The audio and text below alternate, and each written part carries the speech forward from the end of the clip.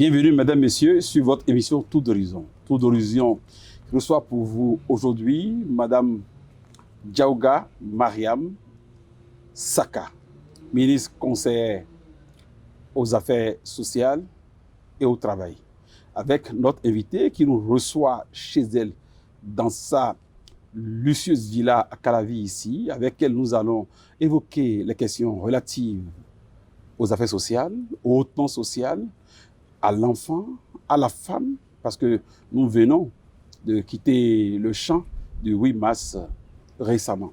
Avec elle, nous allons faire le tour de tous ces sujets, voir si les attentes de nos populations, en l'occurrence la femme, leurs préoccupations ont été atteintes avec ce régime qui est là depuis bientôt 8 ans. Et puis, nous allons évoquer aussi beaucoup d'autres sujets de l'actualité. Merci de rester câblé pour cette émission. Madame la ministre conseillère, merci de nous recevoir chez vous, ici à Calavi, dans votre somptueuse villa. Merci, cher ami Takou. C'est tout un plaisir de vous recevoir ici. 8 mars, journée des droits de la femme, journée internationale de la femme.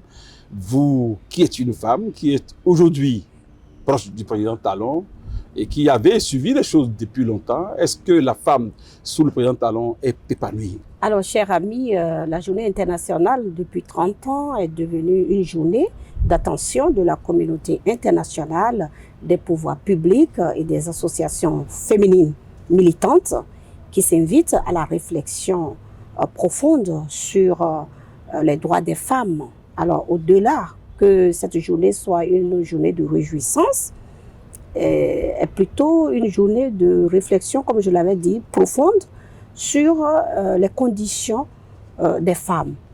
Et à cette journée, un brick est fait sur les avancées des droits des femmes. Et le Bénin n'est pas resté en marge à cette réflexion.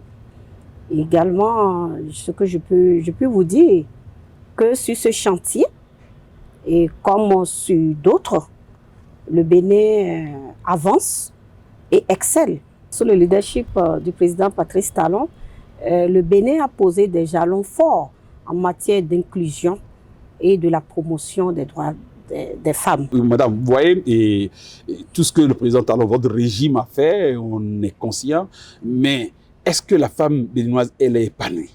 Bien sûr, j'en viens, puisque je parlais des réformes et actions engagées, comme je l'avais dit, sous l'impulsion du président Patrice Talon, qui a permis aujourd'hui d'avoir une perception plus notable de la femme dans l'arène publique. Et au nom des réformes, nous avons le cadre juridique, donc l'enrichissement du cadre juridique qui œuvre pour une meilleure représentativité des femmes dans les instances de prise de décision. Les femmes aujourd'hui ont accès à la justice, ont accès au financement. Les femmes qui sont victimes des violences sous toutes ces formes, aujourd'hui il y a une loi qui protège avec l'Institut. Est-ce que toutes les femmes béninoises sont impactées par ces nouveaux chantiers, par ces réformes, par ces moyens dont dispose aujourd'hui le gouvernement pour rendre plus viable la condition de la femme? Est-ce que toutes les femmes sont informées? Oui, toutes les femmes sont informées. En tout cas, beaucoup d'efforts sont faits par le gouvernement sur ce volet-là, comme je l'ai dit, et avec l'Institut national de la femme qui aujourd'hui peut rester en justice, qui peut se porter partie civile pour défendre les femmes qui sont victimes et des violences sous toutes ces formes. Donc, également au niveau de l'autonomisation des femmes. Vous avez vu, le thème est revenu encore cette année. Oui. Et pour toutes les femmes et les filles, droit, égalité et autonomisation. Ça, c'est que du français. Et dans le concret, qu'est-ce qui a été fait? Qu'est-ce qui a réellement touché la condition de la femme? L'autonomisation de la femme, aujourd'hui au Bénin, est une chose effective avec le microcrédit à la FIA, qui a une couverture large avec les femmes qui ont aujourd'hui accès au crédit à des taux faibles et qui remboursent au fur et à mesure. Il y a une augmentation on est passé de 50 000 à 100 000 francs. Et bientôt, la cagnotte va connaître une augmentation. Oui, on savait que ce thème de microcrédit aux plus pauvres, aux femmes en l'occurrence, c'est pas une nouveauté, ça a été révélé sous le régime de feu, celui de Bori Yayi. Quelle est la différence aujourd'hui entre ce que vous faites et ce auquel les femmes étaient habituées sous le docteur Bori Yayi? Voilà, merci. Vous savez, par le passé, le microcrédit était politisé.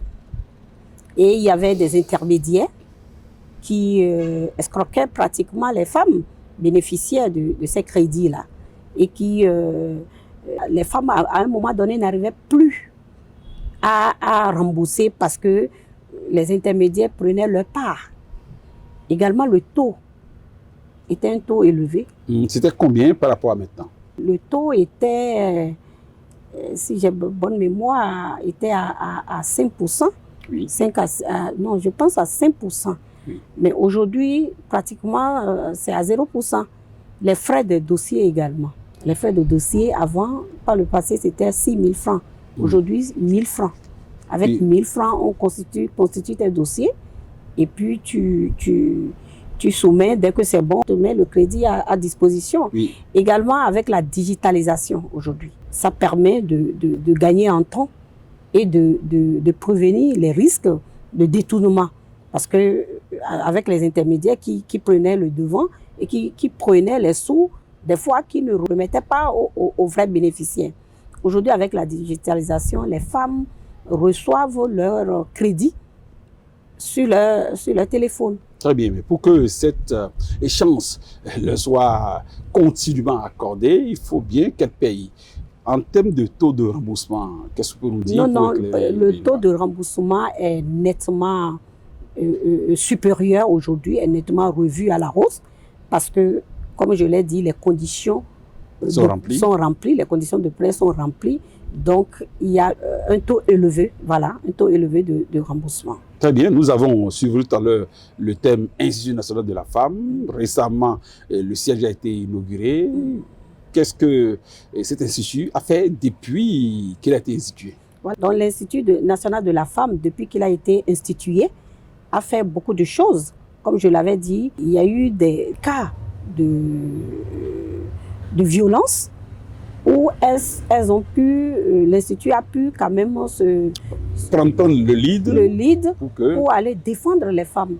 Parce qu'avant, les femmes, par peur, ne dénonçaient pas leur gourou. Aujourd'hui, avec l'Institut national, les femmes sont plus rassurées, se sentent plus en sécurité et aujourd'hui, elles arrivent à se confier à l'Institut. Et aujourd'hui, avec tous les services connaissent qui sont au niveau de l'Institut, notamment les psychologues, les avocats qui aujourd'hui accompagnent ces femmes-là dans la recherche de solutions, de pouvoir les accompagner, en tout cas dans ce... Votre rêve, vous, qui êtes une femme aujourd'hui dans le système, quel est votre rêve? Est-ce que votre rêve peut être acté aujourd'hui? Alors, mon rêve, c'est que toutes les femmes puissent saisir les opportunités qui leur sont offertes aujourd'hui par les réformes engagées pour davantage s'engager d'abord en politique et en tout cas s'engager à tout ce qui se fait dans leur cité. Très bien, nous avons parlé du travail tout à l'heure, de la femme. J'aimerais qu'on revienne maintenant sur aujourd'hui les conditions de travail des Béninois en général, aujourd'hui sous Talon. Est-ce que ça a été amélioré comparé au régime précédent? Il y a une amélioration parce que pour apprécier si les conditions des travailleurs ont été améliorées sous le régime Talon, il faut apprécier l'état des lieux à l'arrivée du président Talon. Alors l'état des lieux avait montré quand même une administration qui était minée par un clientélisme, une instrumentalisation du syndicalisme, une administration qui avait perdu sa vocation de coproduction du fait des grèves perlées. Également, il n'y avait pas un mécanisme d'avancement des carrières des agents de l'État. Et aujourd'hui, l'administration publique a retrouvé l'image, j'allais dire, l'image de l'administration publique a été restaurée. Et nous sommes aujourd'hui en face d'une administration où il y a une transparence dans les procédures d'avancement, où les travailleurs sont plus sereins, sont plus en confiance et sont plus motivés. Parce que désormais, ils savent que leur travail est suivi par toute la chaîne décisionnelle. Donc, qui leur permet bien sûr de pouvoir reconnaître à sa juste valeur les efforts des travailleurs. Très bien. Un mot sur la dématérialisation de l'administration publique. Voilà, la dématérialisation aujourd'hui de l'administration publique permet bien sûr à vous et moi de pouvoir payer, par exemple, de notre smartphone, l'électricité, la SONEB. La digitalisation à travers la digitalisation permet aux travailleurs de leur smartphone de suivre les avancements de leur carrière. Par le passé, c'était difficile. C'était opaque. C'était opaque, donc ça n'existait pas. Il fallait faire des kilomètres pour venir. Et également, aujourd'hui, l'administration s'est rapprochée des administrés en créant des centres communaux de services publics au niveau des mairies, où aujourd'hui les administrés peuvent se rapprocher pour avoir accès aux différents services qu'offre l'administration publique. Nous n'avons pas parlé de travail sans évoquer nos parents, les retraités. Qu'est-ce que le gouvernement Talon a pu apporter aujourd'hui pour rendre plus séduisant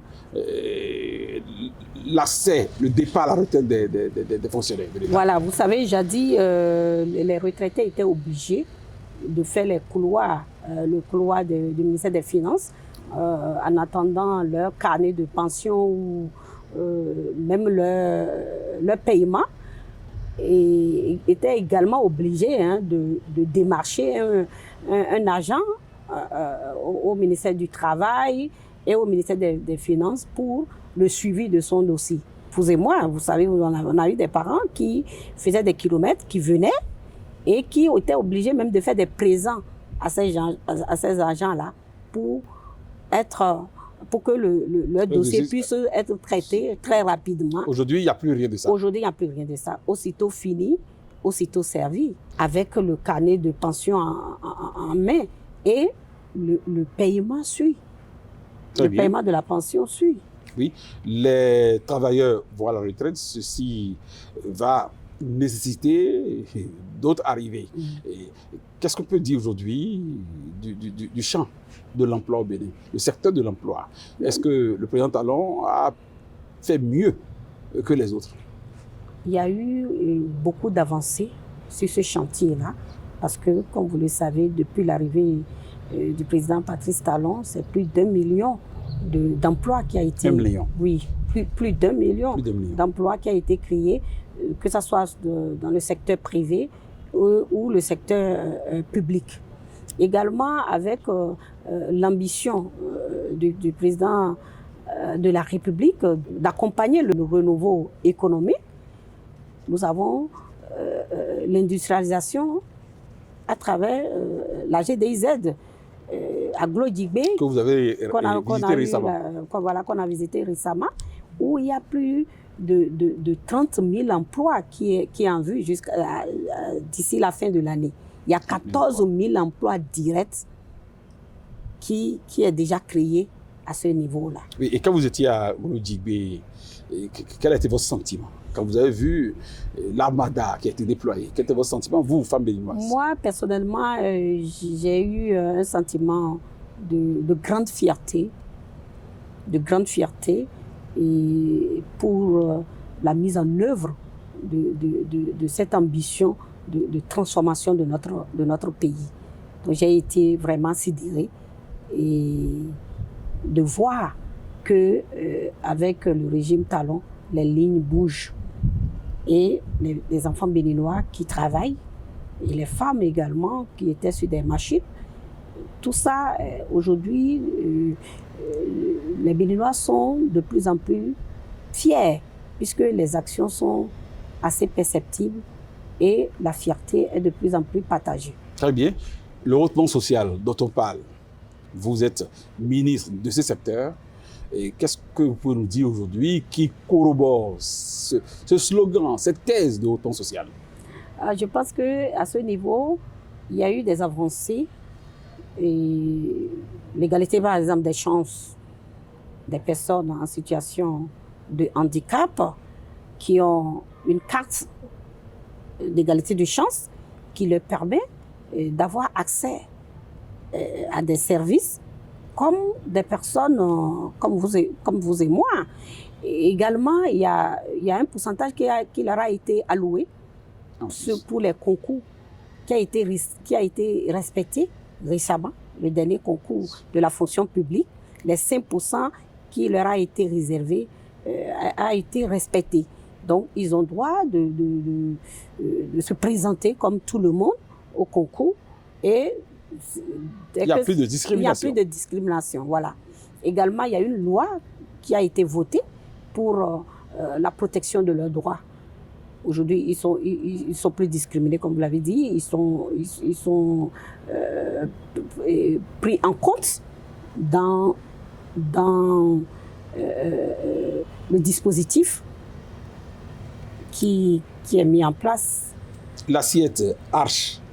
Oui, le projet H qui a fait beaucoup de formations, le projet H formation des artisans. Les artisans ont bénéficié de ce projet-là qui aujourd'hui leur permet de renforcer leurs capacités. Donc, des différents métiers qui sont aujourd'hui sur le marché de l'emploi, ils sont plus professionnels parce qu'ils ont reçu des formations. Il y a les cartes d'assurance maladie qui également au niveau des populations extrêmement pauvres. Est-ce que ces cartes-là existent et impactent réellement? Parce que moi, j'en ai pas. Non, tout le monde aujourd'hui peut obtenir cette carte. Les cartes qui ont été distribuées à des populations très pauvres ou aujourd'hui vont aux soins avec cette carte-là et sont pris en compte à 100% de la consultation. Et même quand le patient doit être hospitalisé, même des opérations pour des populations recensées dans un fichier. Mais il faut être d'abord recensé. Il faut être recensé dans un fichier et puis après voir si vraiment vous êtes à jour. C'est-à-dire si vous êtes vraiment dans l'extrême pauvreté. Si vous n'êtes pas dans l'extrême pauvreté, vous ne pouvez pas bénéficier de cette carte-là. Il y a également la carte d'assurance qui est partagée au niveau des fonctionnaires avec les différentes maisons d'assurance. Et l'assurance maladie, toujours pour les moins pauvres qui bénéficient et quand on dit moins pauvres, non, qui sont intermédiaires. Et nous autres?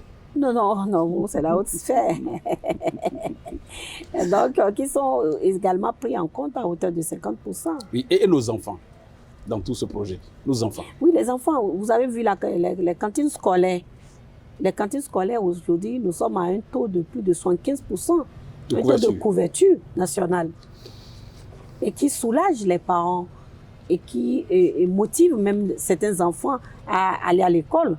Également, les parents, par le passé, un parent qui n'a même pas les 3 repas ou les 2 repas par jour, aujourd'hui, avec la cantine scolaire, ça permet à l'enfant Oui. de se nourrir Oui, et d'être mieux. oui, ce projet, il a été copié de l'extérieur, d'un pays africain, ou bien c'est le génie béninois qui l'a Non, inspiré? c'est le génie béninois, c'est toujours dans la recherche de solutions, puisque comme vous le savez, le président Patrice Talon, à son arrivée, a mis l'homme au cœur de sa gouvernance, donc le renforcement du capital humain. Tout ce qu'on peut faire pour que l'homme, les populations soient quand même à l'abri. Madame la ministre, on ne va pas parler que de social, que d'économie, on va un peu glisser sur le terrain politique. Vous êtes du parti le Renouveau, Union progressiste, le Renouveau. Récemment, Maître Adrien Mbedi a fait une déclaration. Est-ce que cela a secoué ou non votre parti politique? Non, le parti politique Union progressiste, le Renouveau, est un parti bien organisé qui a son programme qui, en tout cas depuis cette annonce-là, on n'a pas été secoué. Le parti continue le déroulé de son programme. Voilà, puisque comme vous le savez, c'est un parti structuré avec les structures de base qui ont été installées partout dans nos villages, quartiers de ville, dans nos communes. Donc, le parti est un grand parti et qui travaille pour la conquête du pouvoir. Très bien. Et au départ, on voyait le BR du ministre d'État Blaise Diagne, l'UPR de professeur Diop Benou, souvent à couteau tiré sur le terrain politique. Maintenant que nous allons vers les grandes élections générales, est-ce que cette rivalité est encore d'actualité ou bien les deux personnalités ont pu trouver les moyens de mettre les deux partis sur le même longueur d'onde afin que ça puisse impacter réellement les résultats au soir des élections à venir? Bon, moi, je n'ai pas constaté une rivalité puisque nous sommes deux partis de la mouvance présidentielle. Le combat ici, c'est de gagner les élections, c'est de pouvoir travailler pour une large adhésion des idéaux de la mouvance présidentielle. Nous devons penser à comment augmenter la dividende politique au profit de la mouvance présidentielle. Donc moi, je ne pense pas qu'il y ait une rivalité. Moi, je n'ai pas constaté. Les élections générales qui viennent, ça vous dit quoi à vous, femmes politiques? Non, mais est-ce que votre système a une chance? Parce que l'opposition est en face et est très mobilisée. Oui, c'est une bataille qui est ouverte. Et comme je vous l'ai dit, nous, à l'Union progressiste, le Renouveau, nous sommes tellement organisés, bien structurés, et nous nous attelons pour les batailles à venir. Donc, il n'y a pas de souci à ce niveau. Madame la ministre, nous allons déjà au thème de notre émission, mais avant, j'aimerais savoir ce que le gouvernement de président Talon a fait dans le cadre de l'appui à nos jeunes filles. Le projet SWED, avec l'appui du gouvernement, appuie les enfants filles avec les transferts monétaires journaliers, allant de 600 pour les secondaires et 400 pour ceux qui sont au primaire. Donc, ça a été un grand soulagement pour les parents. Et lors de mes tournées, les témoignages en disent long, où les parents sont vraiment fiers. Et par mois, les parents reçoivent les transferts monétaires de 15 000 francs pour les filles qui sont au secondaire. Oui, 15 000 francs, c'est mensuel? C'est mensuel. Mais pourquoi fallait-il envoyer les 600 francs par jour? C'est au bénéfice de qui? Non, 15 000 francs par mois, ça fait 600 francs par jour. Par jour. Mais on donne ça par mois? Oui, mais on donne ça par mois. Aux parents ou... Non, aux parents, sur les numéros des parents. Et pourquoi pas aux filles? Non, il y a des numéros qui ont été distribués, oui, que le gouvernement a distribués, et c'est sur ces numéros-là que les parents reçoivent, parce que les enfants sont encore mineurs, on ne peut pas leur laisser la gestion. Donc, tous les matins, les filles prennent les 600 francs chez les parents. Est-ce qu'il y a un suivi? Est-ce qu'on a pu chercher à savoir, à comprendre, à voir si réellement les parents donnent les sous là aux bénéficiaires? Bien sûr, il y a un suivi parce que les filles ont fait des témoignages qui reçoivent régulièrement ces transferts monétaires-là. Donc, le suivi est fait également par le ministère qui a le retour. Voilà, les GUPS qui sont sur le terrain font le suivi régulier. GUPS, Centre unique de protection sociale. Aujourd'hui, le projet SWED, il y a eu des jeunes filles déscolarisées qui ont été réinsérées, qui ont fait des formations de couture et qui ont été installées. Après leur diplôme, elles ont été installées. Ça fait beaucoup. Madame la ministre, est-ce que vous avez un mot de fin, comme on le dit dans le jargon classique, à l'endroit des filles surtout, pourquoi pas de la femme béninoise? Bon, c'est ce que j'avais dit tantôt, il faut que les femmes saisissent aujourd'hui les opportunités qui leur sont ouvertes à travers, bien sûr, les réformes et actions engagées par le gouvernement qui, aujourd'hui, a permis, bien sûr, à la femme qui a permis une perception plus notable de la femme dans l'arène publique. Voilà. Merci, mesdames, messieurs. Vous avez suivi aujourd'hui la femme béninoise à travers l'intervention de notre ministre conseiller au travail et aux affaires sociales, peut aujourd'hui se réjouir d'être béninoise. Les enfants ont des repas chauds pour aller à l'école. Certaines jeunes filles reçoivent par leurs parents de l'argent pour leur scolarité. Le projet SWED fait beaucoup pour les femmes qui n'ont pas choisi de continuer à l'école, ont des possibilités d'aller se faire former ailleurs. On les suit aussi jusqu'à l'obtention de leur diplôme et pourquoi pas leur installation. Bref, le gouvernement Talon fait beaucoup, mais tant qu'il reste à faire, rien n'a été fait. Alors nous espérons avec la ministre que de leur combat, ministre conseiller, les chantiers qui n'ont pas encore eu de satisfaction puissent les avoir, afin que ce slogan de hautement social prôné par le chef de l'État à son investiture en 2021 puisse réellement impacter et être une référence dans la sous-région. Mesdames, Messieurs, merci de nous avoir suivis. Prenez le rendez-vous de Tour d'Horizon dans les prochains jours. Pour l'instant, gardez-vous bien.